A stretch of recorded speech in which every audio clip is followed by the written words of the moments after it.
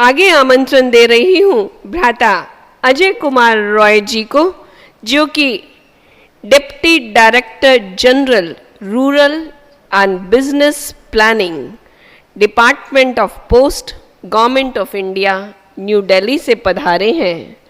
आप आएंगे और अपना वक्तव्य हमारे बीच रखेंगे। भ्राता अजय कुमार रॉय जी, तालियों के साथ हम आपका अभिनंदन करें।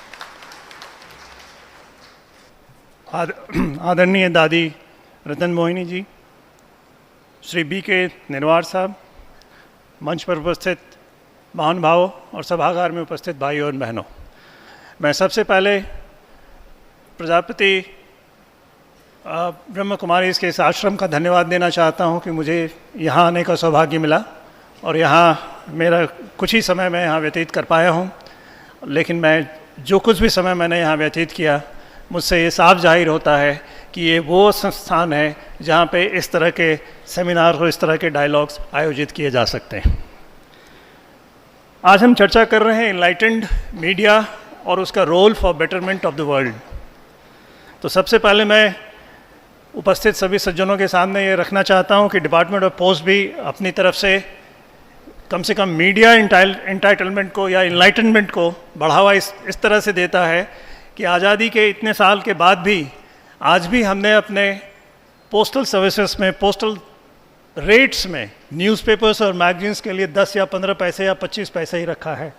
इतने सालों के बाद भी हमने उसको बढ़ाया नहीं, जबकि डिपार्टमेंट ऑफ पोस्ट घाटे में चलता है। लेकिन कोशिश भी कई बार की गई कि शायद इसको बढ़ाया जाए, लेकिन ना ही ये कोशिश सफल हुई और ना ही उसके बाद फिर कोशिश की गई। तो इस रूप में डिपार्टमेंट ऑफ पोस्ट भी अपना योगदान इस तरह से दे रहा है। सवाल ये उठता है कि हम इनलाइटनमेंट ऑफ मीडिया की बात क्यों करते हैं? हम क्यों कह रहे हैं कि enlightenment of media for a better world? क्यों हम मीडिया से ये उम्मीद रखते हैं कि मीडिया इस काम में सहयोग करेगा? सरकार की सारी एजेंसियां हैं, सरकार के सारे तंत्र हैं, हमारे पास जुडिशरी है, क्यों ना वो सारे काम वो लोग कर रहे हैं जिसको ये करना है। तो इसमें मीडिया का रोल कहाँ आता है? मीडिया का रोल इस तरह से आता है कि मीडिया का रोल रीच और इम्पैक्ट से आता है। इसका रीच बहुत ज़्यादा है और इसका इम्पैक्ट बहुत ज़्यादा है। मैं आपको एक दो छोटी घटना बताना चाहूँगा। जब भी मैं अपने गाँव जाता हूँ तो लोग इस बात की चर्चा करते हैं कि ये ना अखबार में छप गया था, ये ना टीवी में दिखा दिया था। इस बात पे वो ध्यान नहीं देते कि जो छपा वो दरअसल सही है या नहीं, और जो दिखाया गया वो दरअसल सही है या नहीं। बट इस बात को वो रजिस्टर जरूर करते हैं कि ये अखबार में छपा था और ये टीवी में दिखाया गया था। इसको कहते हैं इम्पैक्ट। तो ये रीच और इम्पैक्ट। दीक्षित साहब ने बात की वैल्यू सिस्टम की, पत्रकारिता के। मैं उसमें नहीं जाना चाहता हूँ कि ये सेल्फ क्रिटिकल एरिया है पत्रकारिता की, जो वो खुद उसको एनालाइज करेंगे। इसके पहले के वक्ताओं ने, ठाकुर साहब ने और शर्मा साहब ने भी वैल्यू एडिशन की बात कही। तो इधर हाल फिलहाल में मैंने एक अंग्रेजी की फिल्म देखी थी, उसमें ये था पोस्ट, अंग्रेजी की फिल्म थी, जिसमें ये दिखाया गया था कि किस तरह से मैनेजमेंट ने उन सभी कागज़ों को, उन सभी दस्तावेजों को छापा जिसके छापने से सरकार बहुत ही विचलित हो सकती थी और ये एक बहुत गहरा प्रभाव पड़ सकता था, उसका जुडिशियल इम्पैक्ट भी पड़ सकता था। लेकिन उसको छापा गया राष्ट्र हित में सोचते हुए और देश हित में सोचते हुए। अमेरिका की घटना है, लेकिन उसको छापा गया और जिसका काफ़ी सम्मान हुआ पत्रकारिता जगत में। अब अगर हम इसको हिंदुस्तान के परिप्रेक्ष्य में देखें तो पत्रकारिता ने या मीडिया ने इसको किस तरह से आगे बढ़ाया है। तो आप देखें, अगर हम अपनी आज़ादी से पहले की बात करें, 1857 के उससे भी पहले की बात करें, तो देश में जो सामाजिक कुरीतियाँ थीं, जो सती प्रथा थी, जो चाइल्ड मैरिज थे, ये अंग्रेज़ों ने ऐसे नहीं आके इसको एक दिन अचानक अंग्रेज़ों ने नियम कानून पास कर दिया कि इसको बंद कर दिया जाए। उसके पीछे एक पूरी एक सिस्टमैटिक अप्रोच था। राजा राम मोहन राय, ईश्वर चंद्र विद्यासागर, इन सबों ने एक प्रयास किया और अपनी लेखनी से ये प्रयास किया कि ये सामाजिक कुरीतियाँ बंद की जाएं। तो वहाँ आप देखेंगे कि पब्लिक ओपिनियन पे, मीडिया के इस प्रभाव पे उन लोगों का काफ़ी दबाव रहा और जिसकी वजह से ये हुआ। अब अगर हम अपने आज़ादी की कहानी, आज़ादी की घटनाओं को देखें तो गांधी जी ने पूरा स्टडी जब किया सिस्टम्स को, यहाँ की व्यवस्था को, यहाँ की सामाजिक परिस्थितियों को, तो उन्होंने जो अपना आंदोलन चलाया वो तो उन्होंने चलाया ही, लेकिन उन्होंने लेखनी से भी ये काम करना शुरू किया। अपनी पत्रिकाओं के माध्यम से, अपनी किताब के माध्यम से ये काम उन्होंने शुरू किया। क्यों? क्योंकि इसका दूरगामी इम्पैक्ट पड़ने वाला था, प्रभाव पड़ने वाला था। और जिसका आप नतीजा देखें कि ये परंपरा, ये सिलसिला तब से चली आ रही है कि जो आपको अभिव्यक्ति है वो आप अपनी अभिव्यक्ति दें, करें, और उसके समाज में इसको स्वीकार किया जाएगा, उसको एक्सेप्टेबिलिटी बढ़ेगी। हाँ, जो आप लिखते हैं उस पर 2 व्यूज़ जरूर हो सकते हैं, आपने क्या लिखा उस पर 2 व्यूज़ ज़रूर हो सकते हैं, लेकिन जब तक कि समाज में प्रबुद्धता बढ़ेगी नहीं, तब तक लोग ये समझ नहीं पाएंगे जो लिखा हुआ है वो सत्य है या जो नहीं लिखा गया वो सत्य है। इसलिए ज़रूरी है कि मीडिया इनलाइटेंड हो, जिससे ये समाज की ये प्रगति हम आगे बढ़ा सकें। अब मैं आपको छोटे छोटे एग्जाम्पल्स देता हूँ जो आप हमेशा देखते होंगे, आपने देखा। हमारे यहाँ राइट टू इन्फॉर्मेशन, सूचना का अधिकार मिला हमको। ये हमारे डेमोक्रेसी का एक बहुत बड़ा अधिकार है, जिसको कि सुप्रीम कोर्ट ने भी अपने निर्णयों से ये कहा है कि ये एक मौलिक अधिकार है।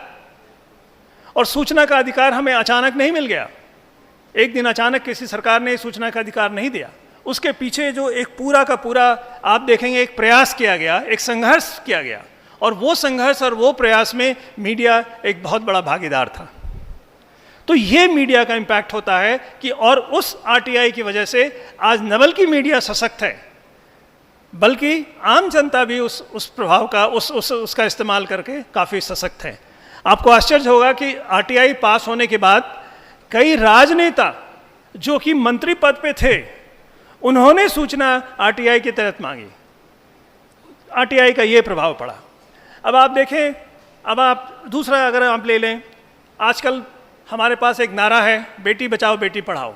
ये मात्र एक नारा नहीं है, लेकिन इसमें जो मीडिया ने इसको जो प्रचार और प्रसारित किया, इसका इम्पैक्ट देखिए।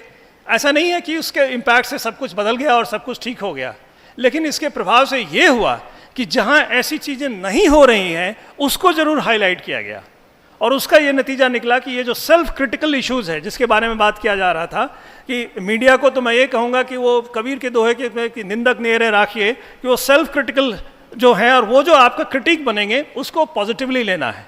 मैं आज भी सरकार का एक हिस्सा हूँ, सरकारी तंत्र का हिस्सा हूँ, तो मुझे कहने में बिल्कुल शक नहीं है और मुझे संकोच भी नहीं है कि जब कोई भी ऐसा अवसर आता है, किसी का रिक्वेस्ट आता है मीडिया से कि हम आपसे मिलना चाहते हैं, तो पहला रिएक्शन होता है क्यों भाई, क्यों मिलना चाहते हैं, हम तो काम अच्छा ही कर रहे थे, सब ठीक ही चल रहा है, तो मिलने की ज़रूरत क्या है। लेकिन फिर एहसास ये आता है कि यही वो मौका है जब हम अपनी बात कह सकते हैं, जिसमें क्लैरिटी अगर नहीं है तो वो हम दे सकते हैं, भले उसका कुछ परिणाम भुगतना भी पड़े। भुगतना इस मामले में है कि आपकी गलतियों को आपके सामने लाया जाएगा। कई बार ऐसा होता है कि अपनी गलतियों को देखने से थोड़ा अच्छा तो नहीं ही लगता है, लेकिन वही वक्त है जब उससे हम कुछ प्रयास करें सीखने का या सुधारने का। तो मैं आरटीआई की बात कर रहा था, मैं फिर एनवायरमेंटल प्रोटेक्शन की बात करूंगा। अभी दिल्ली और आसपास के आपके एरिया में आपने देखा होगा कि ये एनवायरनमेंट पे बड़ा दुष्प्रभाव पड़ रहा है। जो किसान इतनी सारी अपनी जो खेती फसल से बची हुई जो चीज़ें उसको जला रहे हैं, उसका इम्पैक्ट देखिए, ऑड इवन का इम्पैक्ट देखिए। ये सारा कुछ तब तक संभव नहीं था जब तक मीडिया उसको एक सही तरीके से फोरम पे नहीं लाकर उस पर डिस्कस करता। तो मैं इस रोल की मीडिया को मैं मानता हूँ कि this is an effort by media for betterment of the world and betterment of our country at the same time. जैसा मैंने कहा, मैं मोरल, अब आप फिर ले लें केरला की ही समस्या। मीडिया का एक और जो नया रूप, जो स्वरूप आया है, जिसके बारे में भी शर्मा साहब ने भी बात की, सोशल मीडिया के स्वरूप के बारे में। मैं उसके नेगेटिव एस्पेक्ट पे बात नहीं करना चाहता हूँ, क्योंकि वो एक एरिया है जो दूसरा एरिया मैं उसको मानता हूँ। लेकिन उसके पॉजिटिव इम्पैक्ट की अगर हम बात करें तो कम समय में ज़्यादा से ज़्यादा जागरूकता फैलाने में ये सोशल मीडिया टूल्स जो हैं आज के ज़माने में हावी हैं, और हम इसका अगर सही इस्तेमाल करें तो ये भी हमारे बेटरमेंट के लिए एक बहुत बड़ा साधन हो सकता है। हम ग्लोबलाइजेशन की बात करते हैं, तो ये ग्लोबलाइजेशन हुआ कैसे, ये संभव कैसे हुआ? आज पूरी दुनिया के किसी हिस्से में कोई एक घटना होती है, वो भारत के किसी भी क्षेत्र में, रूरल क्षेत्र हो या किसी भी क्षेत्र में, कैसे पहुंच जाती हैं। ये है मीडिया का इम्पैक्ट, ये है मीडिया का प्रभाव। उससे हम प्रभावित होते हैं, और उस पर अगर हमको, जैसे फॉर एग्जांपल अगर इजिप्ट में जो कुछ राजनीतिक बदलाव हुआ, टूनीसिया में राजनीतिक बदलाव हुआ, कई और देश में जो राजनीतिक बदलाव हुए, उसके समर्थन में हमने देखा कि पूरा विश्व एक हो गया। ये प्रभाव है मीडिया का। अब आप देखें और कुछ जो अभियान है हमारे पास, मैं सरकारी तंत्र में हूँ इसलिए मैं सरकार की कुछ बातें करूँगा। जैसे स्वच्छ भारत अभियान है, सेव द टाइगर अभियान है, ये सब मात्र ऐसा नहीं कि सरकार ने एक दिन एक नारा दे दिया स्वच्छ भारत और पूरा भारत स्वच्छ हो गया, वो अभी भी नहीं है। लेकिन ये वो नारा है जिसको हम जब तक घर घर तक नहीं पहुँचाएंगे और तब तक ये नारा सफल होगा नहीं। मैं समझ रहा था कि मैं तुलना नहीं कर पाऊंगा अपने पत्रकार लोगों से, चूँकि उनके पास ज़्यादा मटेरियल है, लेकिन मुझे लगा कि चलो मैं अपने डिपार्टमेंट ऑफ पोस्ट की भी बात करूं कि हम कैसे as a department of post इसी प्रयास में, इसी दिशा में हमारा भी एक प्रयास है। मैं पुनः आश्रम को एक बार धन्यवाद देता हूं कि यहाँ आने का मुझे मौका दिया और आप सबों से बातचीत करने का मौका दिया। धन्यवाद।